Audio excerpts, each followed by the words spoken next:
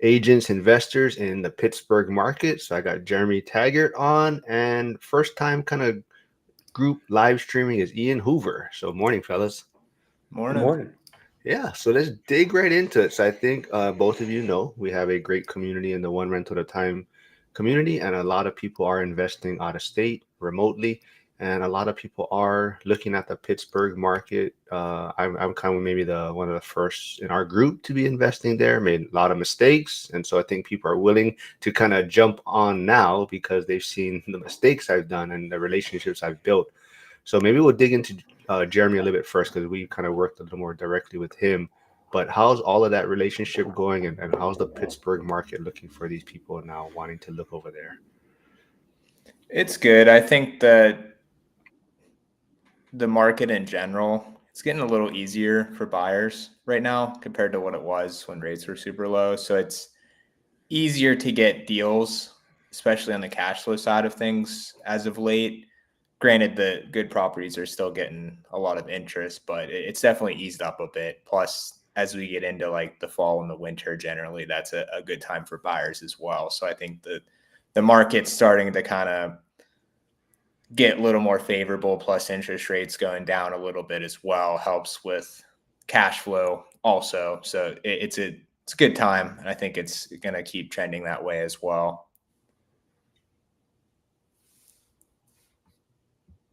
I think we lost you, Mark.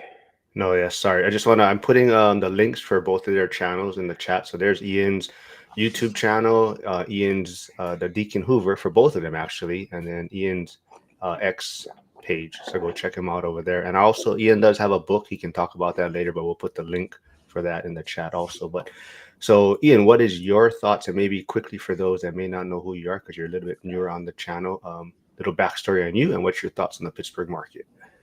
Yes, a little bit about me. I'm a broker of Deacon Hoover Real Estate Advisors. We're one of the largest local independents here in the Pittsburgh market, and obviously Jeremy is pretty much our top guy.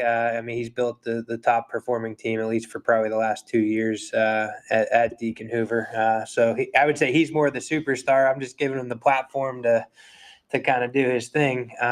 But what we're seeing here in the Pittsburgh market is exactly what Jeremy said. Like, you're seeing a big cool off right now.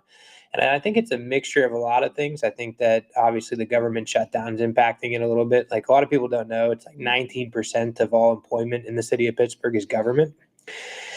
So when there's a government shutdown, it's going to impact and it's going to make people kind of get concerned. So 19% of the buyers in Pittsburgh are not buying right now.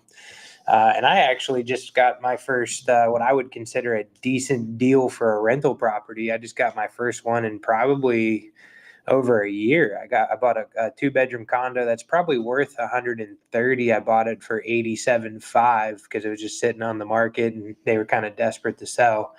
So I kind of lucked out in that, and it already has a tenant in place and should cash flow, I don't know, maybe about $150 a month, which is almost unheard of anymore to just buy a place with a tenant already in there. It's going to cash flow without doing anything. So I'm pretty excited about that. But, moving forward, I don't think this current downturn is going to last very long. I think that probably mid to late January, you're going to see an uptick and things are going to, start exploding again in Pittsburgh and probably become more of a seller's market again.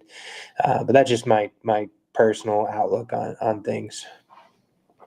I also just want to say we all have our teams, NFL teams hats on today. Oh no, yours is That's not true. Yeah, well, You got Pirates hat on. yeah, the we got the bottom. Pirate, but in Pittsburgh's too. So It's because I wanted to fit in with the Bears and the Cowboys. The Steelers don't do that. one somebody's team won on Sunday and somebody did it. So, but we'll leave it at Well, barely.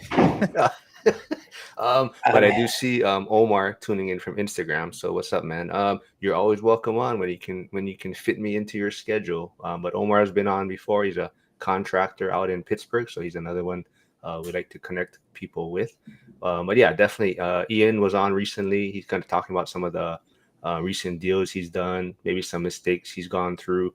But like you said, you just found something that worked for you. And what are you seeing too, Jeremy? I know Liam, who's also part of your team, recently has done a flip. I'm not sure. I know it was under contract, right? Do you know if it closed and how's all of that I going? think it's about to close.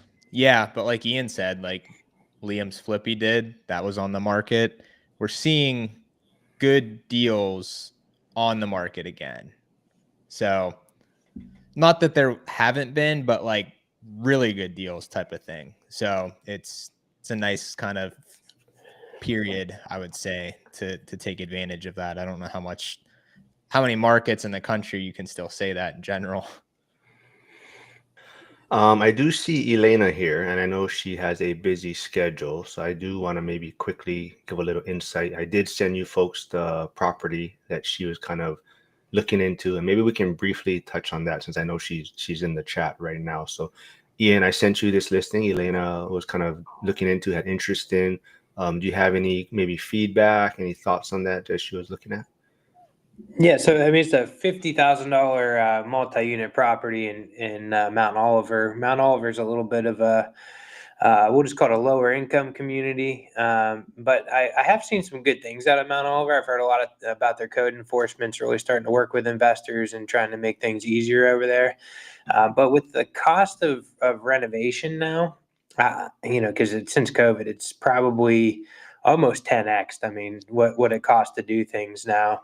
I mean, that's a really massive renovation project to take on. And me personally, I don't know if I would have the appetite to do that kind of a renovation in a lower income community like that, unless I really felt like it was going to pop soon, like do a not quite a Lawrenceville transformation, but definitely a transformation to where it's going to become a much more profitable market. Because I think you're going to, even though it's on for 50 grand, I think you're probably going to be into that for 225 after renovation, and it probably won't cash flow with the rates where they're at. And I don't think you'll be able to turn around and really sell it for much of a profit at that price either. So unless you're getting in and doing a lot of the work yourself, doing a lot of sweat equity, I personally wouldn't be too interested in digging further into that deal. But I don't know if Jeremy has any other opinions on that, but it's a lot of work to take on, and it's a market that I probably wouldn't want to be in the high ones and low twos in for a small multi-unit property. Before Jeremy kind of gives his touch on it too, I'm not sure if I mentioned to you, Ian, but I don't know if it was her thoughts or the numbers that were kind of given to her, but maybe she was looking at an ARV of 250K. So I'm not sure if that's something you had a chance to dig into. I know Jeremy has some thoughts on that too. Yeah, I mean, I think you're going to be into it for like 225, maybe 225. So even if it is a 250K ARV, there's not a lot of spread there when you look at trying to do a refinance or a sale on the back end. Now, if you're going to have a lot of sweat equity into it, and you're going to be into it for 175, then maybe the numbers might start to make more sense. But really the big thing is just make sure you break it down and have your quotes, and then you can actually, I use a software called Deal Check. It's dealcheck.io is the website where you can break down a property and see if it cash flows after maintenance and repairs and capex and property management and all that stuff. Or if you're planning on selling it, then you have your ARV already. You just gotta, how much money do I really want to make to do such a massive rehab project? All right, great insight. Jeremy, you also had a chance to kind of take a peek at what Elena was looking at, and did you have any thoughts on it also?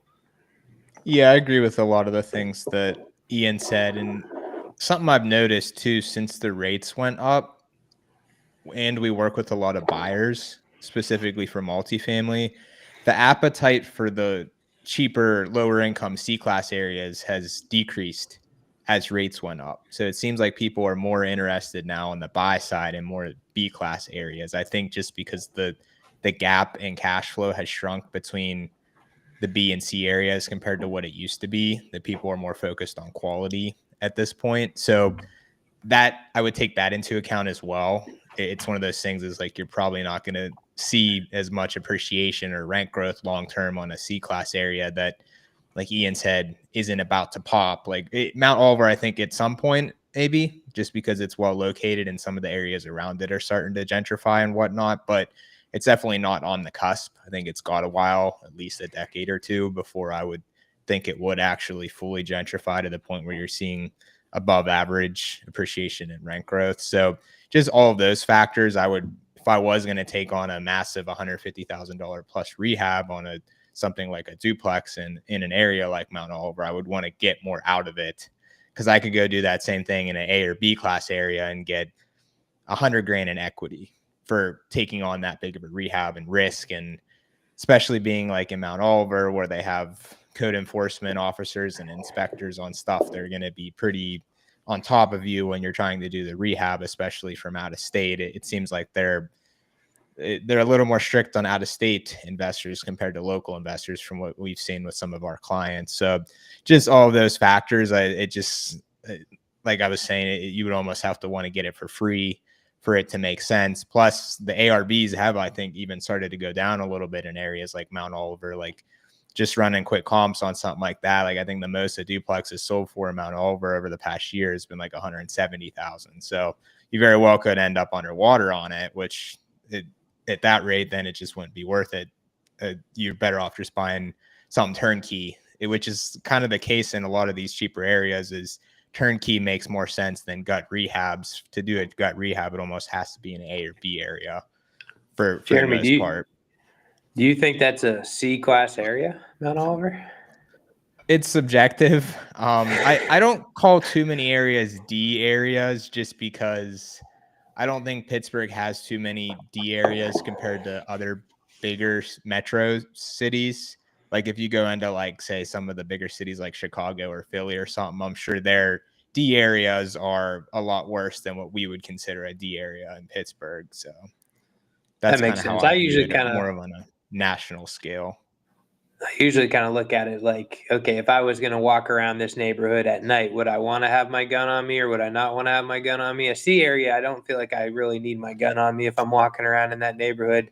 Mount Oliver, I probably want to have my gun on me still, you know? So, You think? I mean, I don't know. I don't think it's that bad. Maybe there's some streets Knoxville. that are nicer than others, but yeah, I mean, it's definitely like just walking down the main street of Mount Oliver, I would probably want to be packing in that scenario. Yeah, But, the main drag there is still a little iffy. it's still a little iffy for sure. I So drive through there a lot. Yeah, so a lot of the people that are tuning in real quickly, Yasik, Jim, the grumpy contractor, they're all interested in Pittsburgh, but they were on the call that Elena's property or what she was looking at came up. So if you guys are trying to figure out what Ian and Jeremy are talking about, they are talking about the property that Elena put in the chat that we were on yesterday. So another thing too, Elena is maybe, I don't know, I wouldn't say a new investor, but she's going to be new to Pittsburgh. So I think a lot of people were also trying to tell her that, this probably wouldn't be the best idea for your first one, out of state, something with that much work and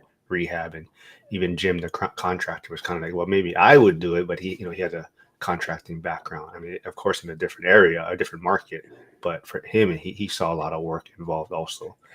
Yeah, I do always recommend if it's a new project, like or new investor, and this is your first project. I mean, I'd be looking for more of a, let's get on base, like let's hit a single, something that maybe needs carpet and paint and maybe a refresh in the kitchen or something, instead of a complete rehab, because there's so much that can go wrong in those big rehab projects, and it's very, very risky. So like the last thing you want to do is buy a rehab project that then ruins you and then you don't invest anymore in the future. So we got Dylan, who is in Illinois or a Chicago type area. He said, I wouldn't even do that one if it was in my town because of that level of work.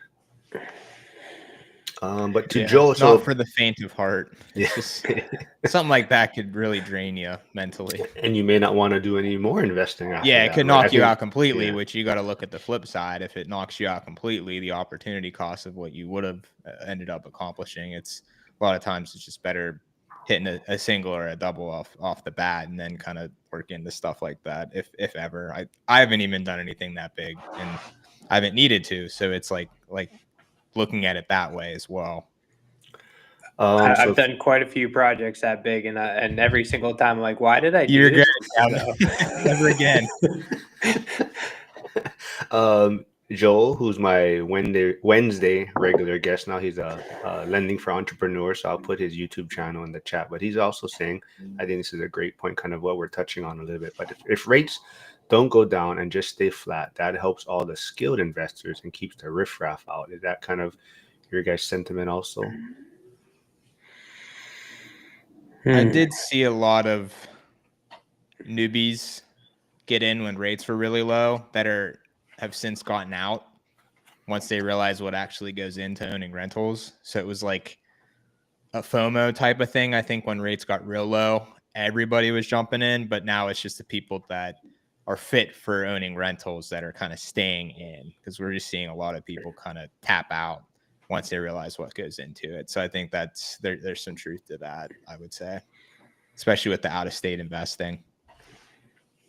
Yeah, I mean, I can speak off my personal portfolio, and obviously now that all the rate locks are expiring from COVID and stuff, my portfolio starts cash flowing less and less, and when you're not making money or as much money, it definitely makes you think like, is all this stress and everything worth it?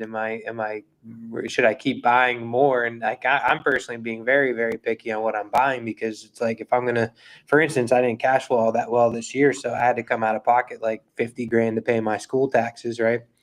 It's just those things make you go, well, maybe I should pump the brakes and start, focusing on paying off my units so they cash flow better. And those are things that, you got to think about. But if you're just getting started, I mean, it's always better just to buy, even if you end up maybe making a little bit of a mistake, and you're going to hold on to that mistake for a while. I always say time heals all in real estate. If you buy something, and let's just use the Mount Oliver one, for example. Let's say you do get the deal done, you're into it for 175, and maybe you're breaking even or getting a small cash flow there when you refinance it. To Jeremy's point, it's probably going to be a really nice property in 10 to 20 years. So if you end up having it paid off in 20 years from now, and you're making, $2-3 grand a month net cash flow, you're happy that you did it, right? But you might not be happy through the whole process of owning that property, but you'll be happy at the end once that property is putting money in your pocket every single month. Okay, we'll let Ian go first, and then Jeremy can give his touch. But which neighborhoods are showing the biggest transformation or untapped potential right I mean, in Pittsburgh, there's a lot of little neighborhoods that are showing some big changes. I personally, I've always been a fan of the Hill District. I think that it's probably a similar market as Mount Oliver right now, where again, there's some streets you might not want to be hanging out on once it gets dark. But I think that there's very few areas around the Hill District that are left to be renovated and made nice. So I think that probably quicker than Mount Oliver, I think the Hill District will start to really, really bump up. So if I was starting all over, I'd look at the Hill District. I like, Troy Hill. I think there's still some good pockets in Troy Hill. If you can find something in the north side that makes sense, there's still a lot of properties that need renovated in the north side, and the high end of the north side is really nice. So there could be some good spreads for you there. But really, it's just get in and find a market that you like, and then become the expert in that little sub market, and start finding deals and pull the trigger instead of sitting on the sideline. Jeremy, your thoughts on that, or your areas? The neighborhoods we've seen the most transformation in is all the East End neighborhoods by like the universities and hospitals over there. So mainly closer you are to like Oakland, Squirrel Hill, Shady Side, East Liberty, that whole area is kind of boomed. So as far as like true transformations from start to finish, I would say those are where it kind of has happened over the last decade. We haven't really seen it pop yet in anything outside of the East End. A little bit on the north side, like Ian was saying, some of the higher end areas like the Mexican War Streets, Manchester, Deutschtown, but nothing to the extent of the East End. So now I think that where you want to be positioned going forward is anything that's a spillover neighborhood of the East End. So some of the ones like Ian said, Troy Hill, Millvale, Etna, right across the river from the East End, just because it's only 5 more minutes away. And those areas have already kind of fully gentrified. Not many houses left to renovate in a lot of these neighborhoods in the East End. So now it's like people are probably going to move over to the next neighborhoods over. Or on the other side of the highway, there's areas like Homestead, Munhall. That's kind of started to pop a little bit. You're seeing some renovations, some ARVs going up. Greenfield, Hazelwood's kind of similar to the Hill District in the fact that it's very well located, but just hasn't really hit there yet. But just proximity, I think, is what you want to look at for a lot of these things versus like Mount Oliver. You're a little farther away from the East End just because you got to go across a river, go down a highway a little bit as well. So it's not quite as easy to kind of benefit from that spillover effect from the East End neighborhood. So I think we're kind of in the middle where East End's almost fully tapped out, except for like maybe the Hill District. Uptown's right there as well. The Uptown's not really a huge neighborhood, but those would be the two I would say are very well located from that. But they're a little rougher than the ones that are kind of next neighborhoods over. So I think it's one of those things that they have more of a better location, but more of an uphill battle just because they're a little rougher to start with versus the ones that decent neighborhoods in close proximity, but they're just decent. Like they're not high crime or anything like say Hill District and Uptown. So I think that those are the two where eventually over the next decade or two, more so than like say the West End, which seems to kind of be forgotten about, or parts of the North and South versus the East End. All right, so don't let Ian's hat fool you. He is actually, one of the co-owners of Deacon Hoover, so he is up there in status. But Mikey Buzztoon, who is in Hawaii, who also invests out of state in Pittsburgh, he's asking, as co-owners, what does Ian and Alex agree or disagree on for investing strategy? Oh, that's a good question.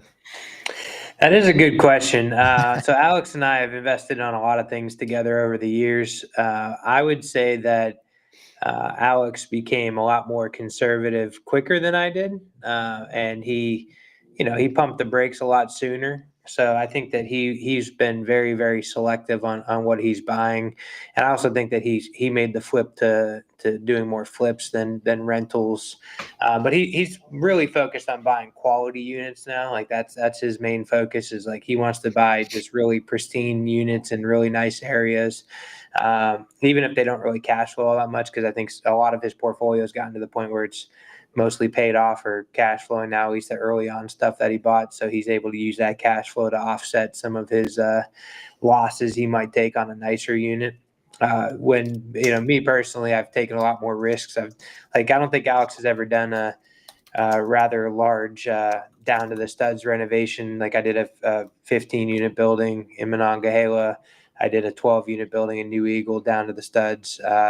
He basically told me I was crazy, and I was kind of crazy, but it did end up working out in the long run. And we got some really nice appraisal numbers on those and took some cash out that got us through some difficult times like COVID. But I would say because of my age, I'm taking more chances than Alex does. But he's been definitely buying really good quality units, and that's what he's been focused on for his long-term holdings. And maybe you can quickly retouch on the story about him. What did he say? He had a home run deal, or he'll never say that again, or what was that again? Yeah, one of my favorite Alex ones. I was on his team at the time, on his sales team at Keller Williams, and he was giddy the one day, which you don't see Alex giddy too often, right? Like, yeah, I'm talking like a kid in a candy store giddy. He was so happy. He's got that grin on his face. That shit-eating grin where he's I don't know, maybe he got late. No, I'm just kidding. But anyways, he was really happy, and I was swung in his office just to touch base, like I did almost on a daily, almost a daily routine. And I was like, "What's up with you?" And he's like, "Oh, I hit a home run. It's this project I just bought. I mean, it's a beautiful house. I should make, $150,000 on this deal." I mean, he was so giddy about it, and throughout the renovation, he's giddy about it. Then he puts it on the market, and it sits, and it's crickets, and he discounts it, and he discounts it. Finally, he ends up just renting it to a long-term renter, and he eventually did sell it like 3 years later. Again, time heals all in real estate. I think he ended up maybe breaking even. You'd have to ask him on that one, but I've never seen him so excited and then so discouraged, like 8 months, 9 months down the road. And it just shows you that it could happen to everybody, right? I mean, that's a guy with 30 plus years of experience that, he still misses from time to time. And, you're going to learn your lessons. And I think the one lesson he would tell you from that, and I hope I'm right on this, is that project was kind of far away from him, and it wasn't really in an area that he knew all that well. So even though we have the MLS so we can run comps and statistics, sometimes you just miss, and it's he missed on that one. And I think he would do a similar deal to that. He just would want it to be closer to home in a neighborhood he understands a little bit better. And then we can add, so, Jeremy, I know you're a successful investor, realtor also, but how has it been being able to work under kind of Alex and Ian, and what have you learned from them and the agent side and investing? It's been super helpful. I think just seeing both of their paths and like eventually where they're at this point and being able to learn from the school of hard knocks things that they learned from, so to speak, that things you can't really read in books or listen to on podcasts, like local boots on the ground experience based things. So just some of the stuff that like bouncing ideas off them has always been super helpful. That's allowed me to avoid any major mistakes. So I haven't really done any deals or anything where I've lost money. So being able to limit the downside just from being able to bounce ideas off of those guys and just follow suit and kind of what the path that they've carved for themselves has definitely been helpful for sure. You mentioned you can't learn from books, but just throwing this out there, Ian does have a book out. It's on Amazon, so there's a link for that. I know a couple people that were in the chat last time Ian was on did pick up the book, so maybe they can put a review out there and comment on Ian's book that's on Amazon. But I see Brandon tuning in. I'm not sure if this is the Brandon in our school community, but if not, thanks for stopping by. It looks like he came over from Instagram. But he does say, what AI tools are the three of you actively using to find deals, manage your day-to-day better, or use for market analysis? You want me to take the stab at this first? I personally love AI. It's been, don't get me wrong, I do feel, I see the negative impact of AI, and I think that it's going to be a potential risk for humanity in the long term. But, if we don't use the tools that are at our fingertips, then we're really missing out. And so, a couple of tools that I'm really focused on. Number one is I really think that leasing is a thing that costs landlords a lot of money. And I think that, having days on market is a big one. So I've just recently partnered with a software company that allows self showings for leasing, which I'm really excited about that. I'm going to be testing that out on a couple of vacancies I have coming up. And then obviously, Chat GPT, Grok, any of those, you can create your own tools for anything. And, it's a lot of times I'd use it as just kind of hey, so what's the cons to what I'm thinking right now? Or like just trying to get like a different view. Cause sometimes when I get an idea in my head, it's like the greatest idea ever. And a person could sit there and tell me, yeah, you maybe should do some more research or whatever, but I just don't listen. And AI kind of will break it down for you and give you like, this is your worst case scenario outcome. So I use it for a lot of that. And then I think there's a ton of great marketing tools that AI has out there, and those are things that we're digging into on a regular basis. But another really cool one that I'm looking at, because I'm actually going to be probably self-managing some of or all of my portfolio in the near future, because I'm rolling out a couple things and I need to test some things out. One of the things that I'm really focused on is the software. I found that basically when a tenant reaches out to submit a maintenance request, it's going to actually try and solve the problem with the tenant before they actually can submit the maintenance request. So I'm sure you guys have probably seen, like, if you have a software tool that you're having issues with and they have the chat bot, they don't have a customer service anymore. You have to do the chat bot, and then you can eventually schedule with somebody if the chat bot can't fix it. Think of that only with property. So if the tenant says, hey, my light's not working in my room, it's going to ask, well, is your light flickering? Yes or no? And then, okay, did you try changing the light bulb? Is the switch loose? It's going to try and diagnose the problem before we send a technician out. And I think that's going to save a lot of money in my portfolio moving forward. So those are some of the things that I'm looking at right now, is being more proactive by using automation and AI instead of being reactive, and that costing me a lot of money. And those are things that you learn over time. Is the little things cost you a lot. If you got to send somebody out, it's going to cost you 150, 200 bucks just for a trip fee. You do 25 of those a year. If you have a large portfolio, it adds up big time. Is there any AI you prefer? So Dylan says Gemini and GPT are pretty great. Is there a certain one that you like to use? So I do use three. So I use on a regular basis. I use ChatGPT. I would say more for business. I think it's the best overall when it comes to what it can do, and you can set up custom GPTs and be super flexible with that. Gemini is built into my phone because I'm not an Apple user, so I use Gemini quite a bit. And the cool things that Gemini can do now. So like if I'm doing a renovation project and let's just say I have a wall open and I'm looking at something and I don't really understand what I'm looking at, I can use Gemini to look at it and tell me what's wrong with that wall in that scenario, right? So like if you have a crack in the foundation, hey, is this something I should get a structural engineer to look at? And Gemini will tell you. That's really, really useful. And then my day-to-day, if I'm just asking random questions and everything, I like to use Grok. I have an X subscription. It comes for free. And I just feel like Grok understands me maybe a little bit better, but maybe I'm just biased because I'm an Elon Musk fan, but that's where I'm at. Jeremy, how are you using it? And also, I guess Brandon does say tag those, so this must be one of your acquaintances. So,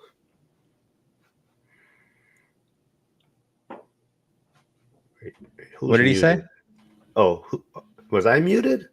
No, I was. Oh, he okay. said he said tag what? No, Brandon says tag knows who I am, so this must be one of your friends, yeah, Brandon. Yeah. But this was his question. So, what AI are you using, or how are you using it in your day-to-day, maybe investing? I don't use it a ton yet. I mean, I use ChatGPT, but it's more just for like maybe like calculations or, like Ian said, bounce ideas off of roughly, just to get like an opinion, I guess you could say. But that's kind of the extent that I use it for. Just ChatGPT. I haven't really done too much else with AI stuff outside of that. I do think it'll be interesting to see, like Ian was talking about on the leasing and property management side of things. I think there's a lot of opportunity there to make things more efficient and allow you to self-manage by having things more efficient. So it'll be interesting. I have to think that I'll probably start using some of those things as they roll out as well, because it's definitely intriguing on the opportunities there for sure. But yeah, as of now, not too much. Ian, were you saying it's a software you're creating yourself, or you found one for like you said, the maintenance requests? Because a lot of people in our community know about Hemlane, and that's kind of how you put in the request and it goes through the prompts. Or you're creating your own? Yeah, so I do have a couple of my own softwares that I'm working on rolling out with AI. But the two that I spoke of, one is they're literally just an automotive showing company, and they have lock boxes that you purchase where the code changes every so often, and they have to have facial recognition and live scanning of your ID just to get access to the property, which really is going to cut down on the potential risk there, because nobody's going to want to go, create fraud or damage in a property if we have their face and their ID and everything, right? And then the other one is actually built into a property management software that I'm looking at. And to combat Jeremy's point, I don't want to self-manage. I'm doing it because I have an idea in my head that I'm going. So basically, in the near future, we're going to be expanding to West Virginia and Erie. And then in 2027, we'll be expanding to like Steubenville, Ohio, maybe Morgantown, West Virginia, and maybe another market in Pennsylvania. And as we grow, and we're doing this because we want to get access to more affordable inventory for like Jeremy's clients and some of our other agents' clients. But as we scale, we're also going to need to offer services in those areas to those investors, because I don't trust that those property management companies in Weirton, West Virginia, or Erie, Pennsylvania are going to be good quality property management companies. So I figure, it might be time to make sure we have those services available when we expand. So I'm going to test my own portfolio just to kind of hone in on things and make sure that everything works good before we roll it out to public, and then we're kind of going to go from there. Nice. I like that. And just for me, I mean, since you guys kind of talked about it more on the investor, maybe agent or investing side, I use it more just really to keep prompts. So, like you're saying, I use Chat GPT for prompts for all my, videos, live. So it's easy. I don't have to keep reinventing the wheel every time. So I kind of have like a Pittsburgh chat started so that I can just update this live stream. These guests will be on and kind of for the description, captions, hashtags, and even my daily reels is I have like a saved social media prompt and I say, hey, use this transcript for my saved prompt so that it spits out all. And I said, make it work with Instagram, YouTube, the X algorithm, and it'll give me three different options, and I use that when I paste the videos in. So it saves me a lot of time. And then even the AI stuff, like if I get insurance policies or quotes, I'll upload it and say compare these two policies, give me the red flags on each one or what should I look for. And even like a recent inspection report I got, I uploaded it, said, give me the breakdown of this. What do you think the rehab cost might be? Blah, blah, blah. And it kind of spits out like, oh, this. And I put, and in the Pittsburgh market, what kind of comps would I see for cost of repair? So it gives you an idea maybe where you might be. Definitely, it seems a little high, but it kind of gives you some ballpark area on what you might be looking at. Another tool that I'm just scratching the surface on that I think everybody here would probably really like and maybe hasn't heard of would be Notebook LM. Have you guys heard of that one at all? Yeah, so you would think it's a notebook, but it's really not a notebook. Basically, it's owned by Google, and so if you have a Gemini subscription or whatever, you'll have all the pro features and everything. But you go into it, and you basically can upload all your sources, is what they're called. So like you can put YouTube videos in there, books like ebooks in there, any kind of sources that you have, and it's basically a research tool. So you could say, hey, watch these 35 YouTube videos and summarize those on what the big takeaways are. And so like it could save you a lot of time and energy on researching things. And I'm just scratching the surface. I mean, I'm even using it to, one of my little side hustles I do is I do a little football gambling and stuff. I'm using it to kind of come up with my own algorithm for what I'm going to gamble on for the weekends, like all kinds of just random stuff with it. And it's really cool. And I love it because I love watching YouTube videos. I just don't have time for it. And I can put the YouTube video links in there and it'll watch those for me and tell me what I need to do. And then there's also you can press a button and listen to like a 10-minute podcast that it'll make. It's basically two AIs talking back and forth about the content that you wanted it to watch. So there's a lot of cool little features in it. And that's a fun one if you haven't heard of it to check out. All right, cool. I guess your names weren't on the screen at the time, but Flavio is saying, so Ian, any way do you have to wear a vest on the rough areas? Any way? So that's his joke. He's always saying. So he's in he's in Grandview, Washington, and he always wants to tell us out-of-state investors or people that are investing in like Detroit and Pittsburgh that we need a bulletproof vest. But the funny story is, Flavio sent me a video the other day, and his former coworker, I guess the police were searching for this guy in Grandview, Washington. So he had all the police cars in his area and everything. So he told Flavio, man, your area is the hood. You're never going to live this down. But so, a lot of people, and someone who was on the call the other day was talking about why do people have such a bad, thoughts on Detroit, right? So why do people have this kind of maybe thought on Pittsburgh?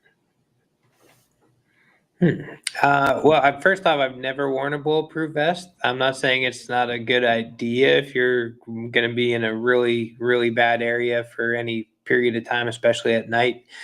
Also, I mean, there's been multiple times in my career I've walked in just looking at vacant properties and ran into squatters and been in some really awkward situations. So I'm not saying it's not a good idea. I don't own one and never thought of buying one. Maybe someday I will. Who knows? So I would say that, but I mean, I would say every major metropolitan city has really bad areas to go along with their good areas, and Pittsburgh is definitely got a couple areas that, like, I honestly would never even step foot in them. I might have been there once, and just like, what, it's not worth it. And if one of my clients are interested in that area, I'm just gonna say I'm not the right agent for that area. Feel free to go find somebody else. To me, it's just not worth it. Like, if it's that bad of an area, if every other house is boarded up, if you got to wear a bulletproof vest, I mean, What areas won't you go in? Braddock's pretty bad. Been in Braddock a few times, and I have no want to ever go back. Pitcairn was pretty rough for a while. I haven't been there in a long time. Probably the sketchiest neighborhood I've ever been to in Pittsburgh was like East Pittsburgh. Now I know they have some decent streets, but the one street I was on, I witnessed a drug deal going on the second I pulled up to the street. It's just not something that I ever care to go back, and it's not interested. I maybe I'm sure we're maybe running out of time, but another Alex story I could tell someday is when I almost shot him, and that's a funny story too. But yeah, I mean, some of these rough areas. It's very, very nerve-wracking going into a vacant property in a really bad area, especially if it's like not even on the market. It's like an off-market listing that you're just like a wholesaler said, go ahead, go take a look at it, and you just never know what you're going to run into. So Jeremy, how do you educate clients who think waiting for rates to drop is a smart plan? I mean, if they're going to say that, then I have no doubt in my mind if rates dip too far below like 6%, it's just going to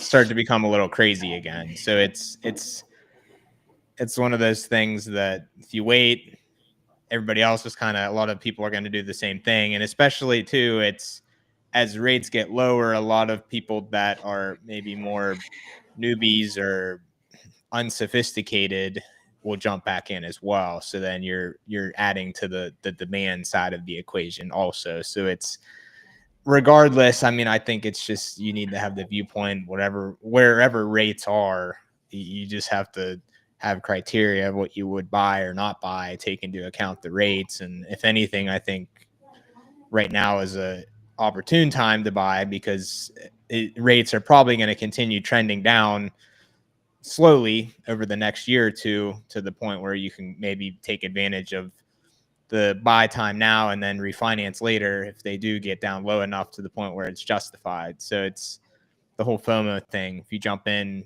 when everybody else does, it's kind of defeats the purpose. Anything you want to add to that, Ian?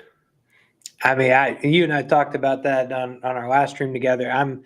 I really don't think rates are going to go down drastically. I think that people are spoiled over the last 20 years. They've gotten some really low interest rates, and really, I mean, if you look at the history of interest rates, 7% interest is actually a really good rate. So if you can't find a deal that makes sense in a 6, 7, 8% interest rate, it's probably not a good deal, and you probably shouldn't buy it anyways. Because even if rates do dip back down, a lot of what we're buying is going to be on a commercial rate anyways, right? Unless you're doing like the house hacking thing like Jeremy did early on in his career.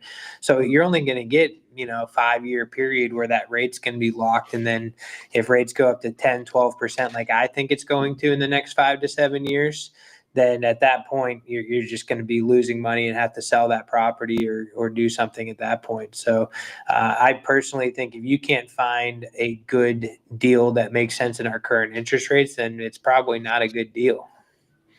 10 to 12%, you think? Yes, that's 100% where I think we're going to. If you look at the average over the last 100 years, it's 12.8% over the last 100 years, including the last 25 years of really low interest rates. So I think that we're absolutely going to get back to it, and we kind of have to get back to it at some point. It's just everything. History repeats itself. It's something that's going to happen. So right now we have an administration that's really pressuring the Fed to drop rates because of our national debt. But if you're going to, try and battle inflation, I think rates are going to continue to go up over time. And I think that's where we're going to end up at, unless we have another COVID type situation that manufactures a really low interest rate. And to Jeremy's point, if you do buy now and then rates do dip down to 4% again, you could just refinance. It's you're not locked into that higher interest rate. So, but you have to buy properties now that makes sense for now and moving forward. And then if we do get gifted another tremendously low interest rate, then refinance and lock it in for 5 years. I just don't recommend cashing out every time that happens, because all you're doing is just kicking that ball further down the road to when you're actually going to truly cash flow on those properties. BuzzTune Mikey says, "What is Monaca? What is it? What area is that? How far? Monaca. How far away would you buy from the cracker plant? Does that proximity matter for tenants?" I don't think people are really deterred from being close to it. Maybe if you're in like Shippingport, like right there, but the neighborhoods that are close to there, like Beaver, Monaca, downtown Monaca, the general vibe isn't like, oh, we don't want to live here because it's close to the cracker plant. But there aren't a ton of jobs at the cracker plant now. I think maybe like 200 or 300. So I think it's just like any other employer. If you're close to it, you're going to benefit from them having jobs there. But I don't think it's anything major as far as any other company. It just happens to be a massive physical structure versus like an office building. So I think that's the biggest thing. But I think really what they're anticipating from that is the spin-off businesses that want to be located close to it. I think we haven't really seen a ton of that yet, just because the economy kind of has, ever since it got completely finished, the economy's been kind of stagnant because rates went up and everything. So I think once we get out of this kind of flat, stagnant period is when you might see the spin-off effect from that would be kind of the main benefit outside of the actual cracker plant itself in terms of number of jobs. You have any thoughts on that, Ian? I mean, that's Jeremy's neck of the woods. So he's definitely the expert on Beaver County and Monaca. But I mean, to his point, yeah, I don't think it lowered any house values, even if you get really close to it, to my knowledge. And if anything, I'd be trying to find where's the next cracker plant going to be, because I'd want to do some investing there, because there was a pretty big bump for a period of time there, and you can maybe take advantage. Yeah, values went up for sure. Mm-hmm. Yeah, because I mean, people that do those 300 jobs that are left, they're pretty high-paying jobs, and those people want to own really nice houses, right? So,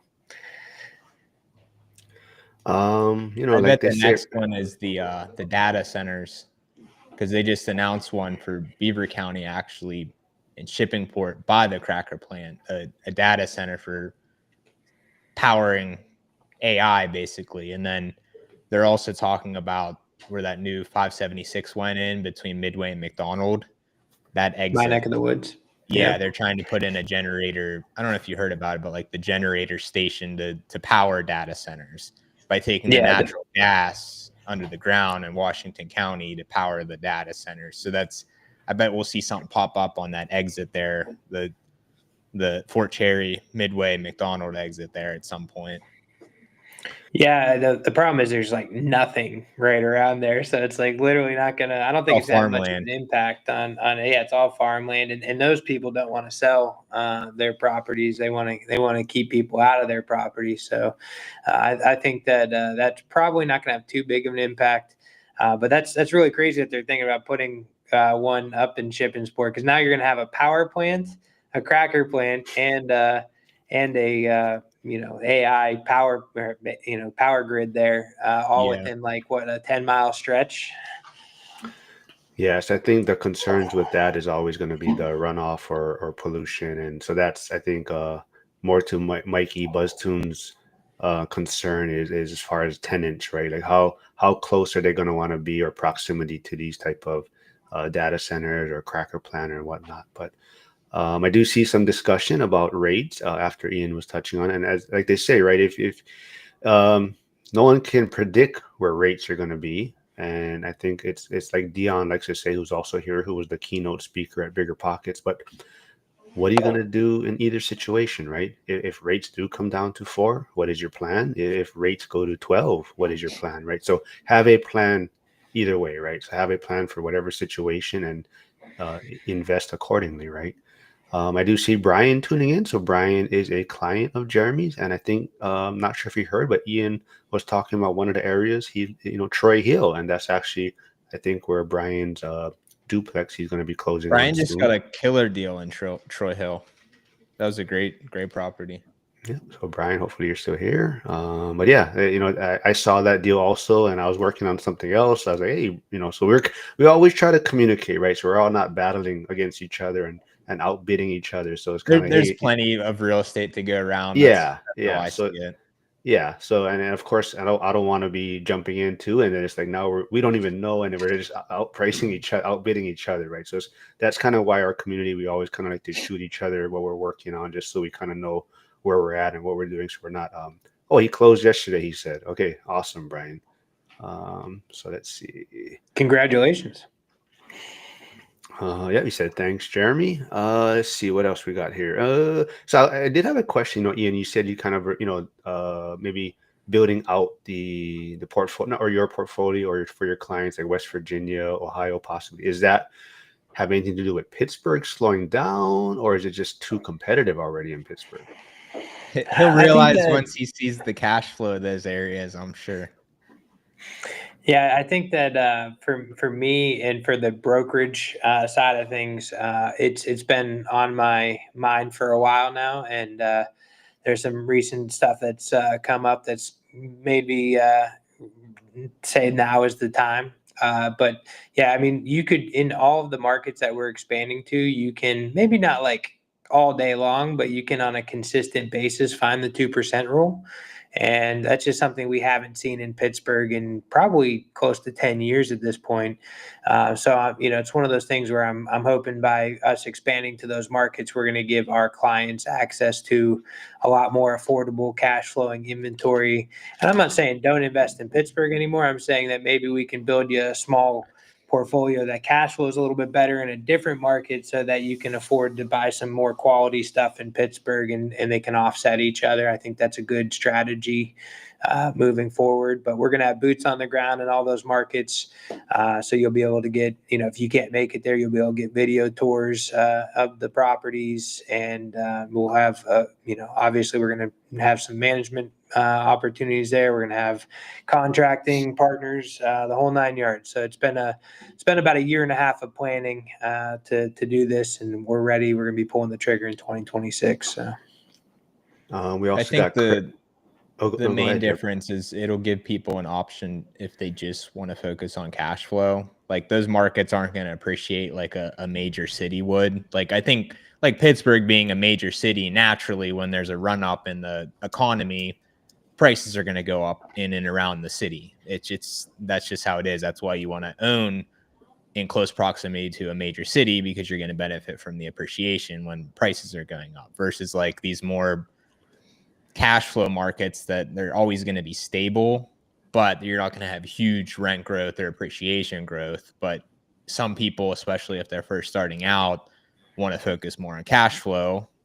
Like Ian was saying earlier with Alex's portfolio, cash flow at the beginning allows you to buy stuff that's break even or even maybe slightly negative until it gets stabilized, to allow you to own those properties long term and benefit from the appreciation and rent growth. So it's a nice, we had that option, not that we still don't. Like that's why I like Beaver County or Washington County, because they're kind of similar, where the rent to price ratios are a little better than in and around the city. At least if you wanted to get in a decent neighborhood, that you're getting the same rent to price ratios as you are in the rough neighborhoods around the city. But if you just go outside the city a little bit, especially as you get into like some of the markets that Ian was mentioning expanding into, you're just really going to benefit from that cash flow, and they're stable markets that aren't really going to go backwards.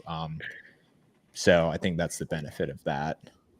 Yeah, I think all the markets we have earmarked are pretty much what Pittsburgh was before Pittsburgh blew up, which is a stable like 3 to 5% appreciation type market. You're not going to lose your shirt unless something drastic happens, and hopefully you're going to be able to buy in a little bit better, quality type areas versus like right now, if you want that cash flow in Pittsburgh, you kind of have to go to those areas that we talked about that are a little rougher. And, so maybe you can get a little bit quality of an area, cash flow better. It just gives you another option if you don't want to take it. Great. I mean, we're going there regardless if anybody else wants to or not. I think that I'm going to be building out portfolios in all those markets, hopefully too. And I hope everybody joins us along the way. But worst case scenario, it gives you more options.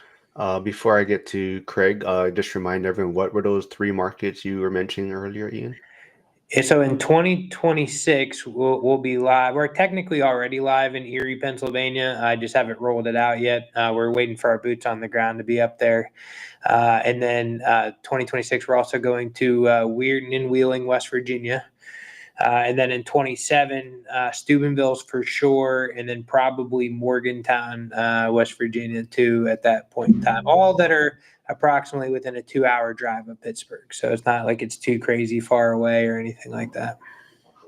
So there is Ian's YouTube channel, the Deacon Hoover YouTube channel in the chat, and also Jeremy's the Team Taggart Instagram. So go subscribe, follow there if you want to connect with them.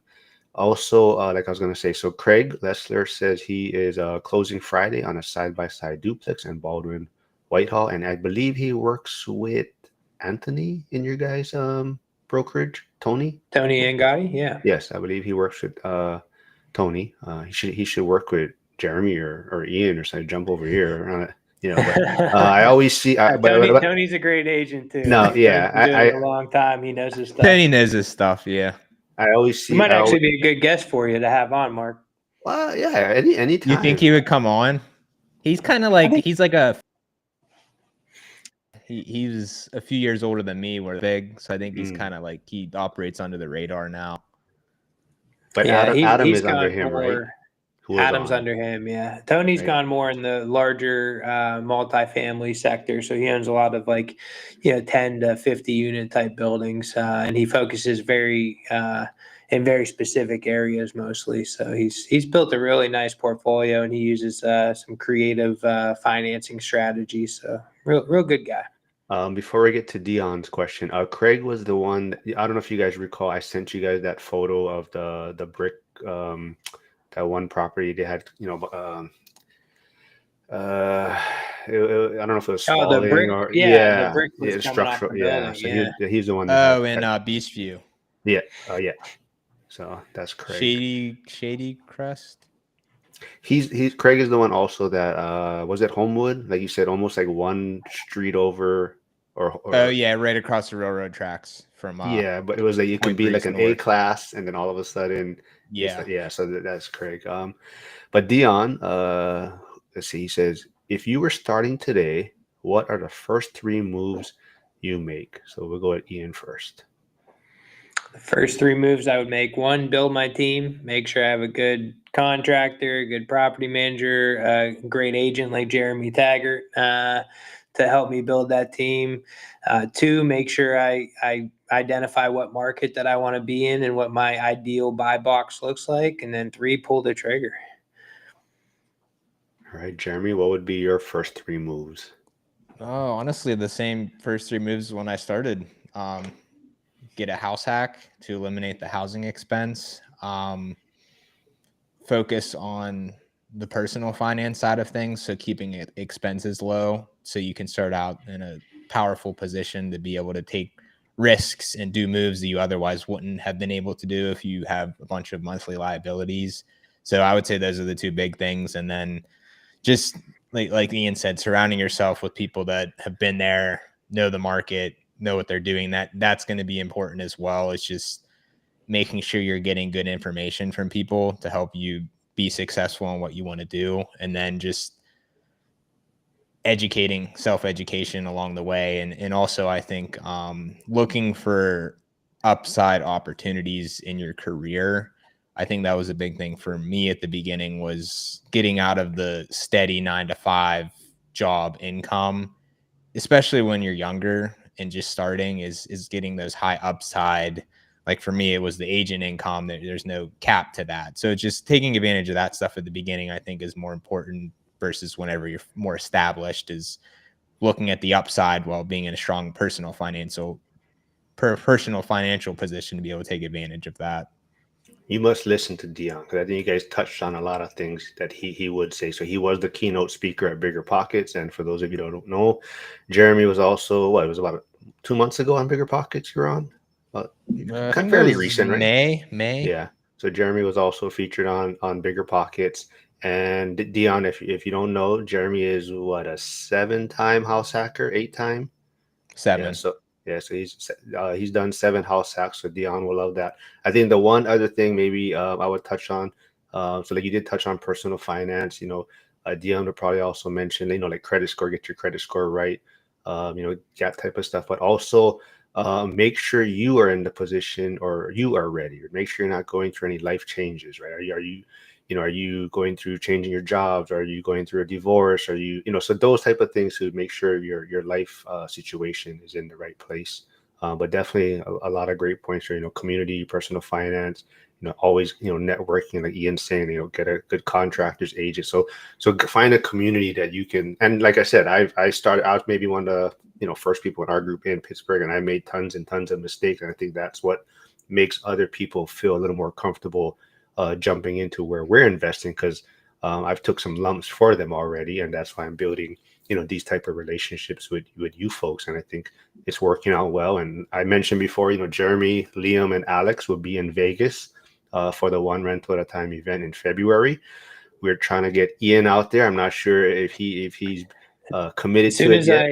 As soon as I get my son's basketball schedule, I'll be booking. So hopefully in the next week or two, I'll know. All right. Buzz Toon does say, in the shadows, I like Tony already.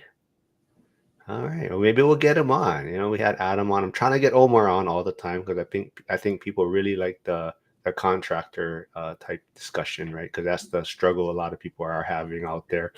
Dion is laughing. I didn't mean to say it, but I did say 6-7 house hacks. So I don't know if you guys know all the kids. 6-7. I got kids. I know it. Yeah.